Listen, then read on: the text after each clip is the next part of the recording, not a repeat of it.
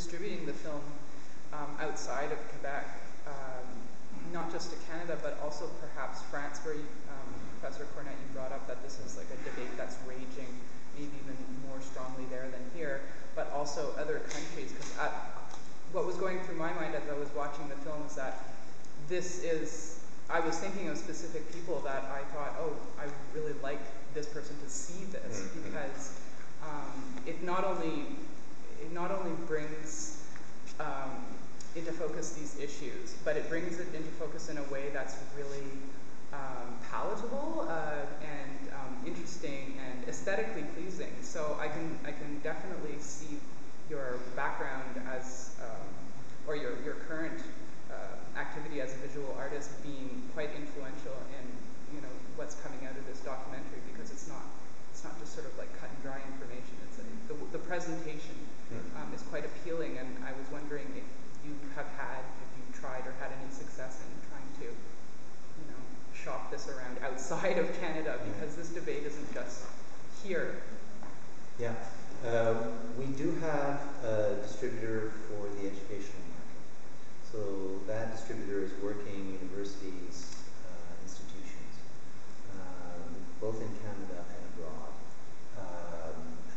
But we have approached producers in both Germany and France, and they both said, hey, listen, we've got these issues.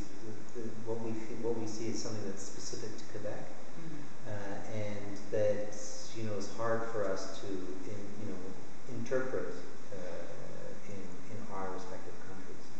So we've tried. It's very difficult, and distribution in itself is very difficult. And again, because the film hasn't received any financing, at some point you have to decide, well, do you continue doing this, and to what degree do you continue doing this? So I have decided that yes, I will continue promoting the film, and that's why I was happy to accept Dr. Cornette's invitation. And I still feel that it's an extremely important issue because it's not resolved. And so it's important to keep discussing in any way that we can, and if the film can help with that, it would be great. Now, there is one thing that you could do to help the film. We've got a Facebook page for the film, Liberté, Égalité, Accommodement. If you'd be willing to, at a minimum, put a like on the film if you like the film, and any comments would be extremely useful. So that's a way that you could contribute, and that's something that we can show to the broadcasters that there is, interest and that it's something that's continuing. When the film was shown in March at the Cinémathèque Québécoise, there were 30 articles published as a result of one screening, and we had over 5,000 hits on the page.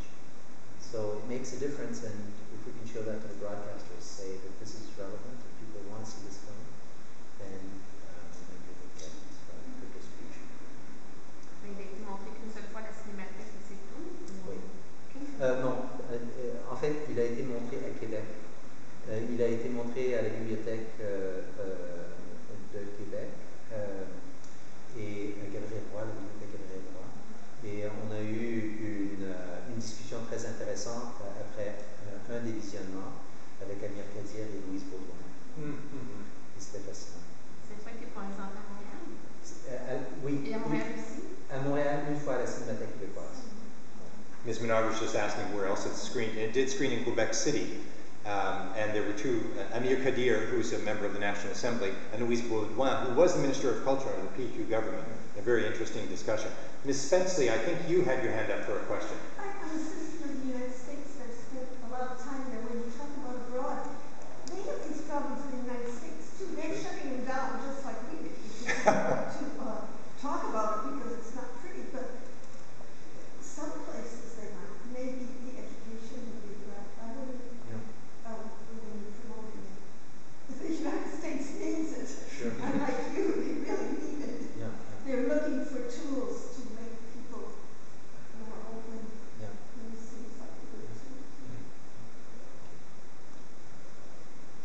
questions, comments? Mr. Harper? Well, just to cover that as well, and it's a great selling point for distribution. The fact is, we focus on a Muslim theme and not a Christian theme or a more collective universal theme. And that's because since 9/11, it's been all Muslims on the attack. And what we have here is a group of people, a class of people feeling less than. And as the lady said, I come to Quebec because I did my research, and Quebec is an open society. I mean, we have moved from the Quiet Revolution of less than to a situation where we are mentor chez nous. And that's what we're offering this welcoming. And I think if we approach the distribution of the thing in that context, it might be very saleable and marketable to have people feel mentorship. Yes. So it's not just about being Muslims. I can see blacks, I can see other minorities and other people of other persuasions using this as a very instrumental lesson in how to be mentorship. One of the models for the commission in Charles Taylor's mind was the Truth and Reconciliation Commission. And the roundtable discussions in Poland for solidarity, the transition of power. So there are examples of this kind of approach elsewhere. That's what motivates. Other questions? Yes, Mr. Barrow. Just curious to know if you're familiar with the work of Urshad Manji, the young Canadian, very devout Muslim who wrote a book which became an international bestseller, The Trouble with Islam Today. I've heard that. And have you heard of it? Yeah. And she required police protection for a number of years as a result. And is now lecturing somewhere in America, I'm not certain where. But if anyone is at all curious, I recommend that book, The Trouble with Islam Today. And the film board made a film for it called Faith Without Fear. So this is a bit of a fun. It's worth looking. You can find it on nfb.ca, the film board website. Great, thank you. Other questions, comments, observations? Well, first and foremost, we want to thank Mr. Stefan Nietoslawski for coming in person to dialogue with us about this documentary. Thank you.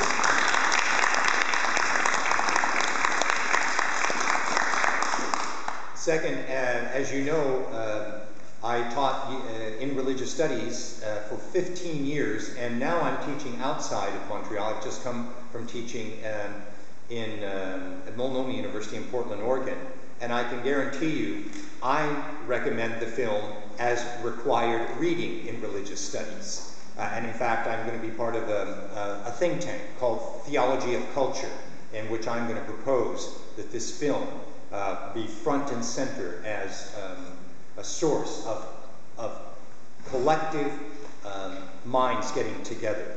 And in the spirit of continuing and getting the word out, Mr. Bryant has set up a link on a website that we have.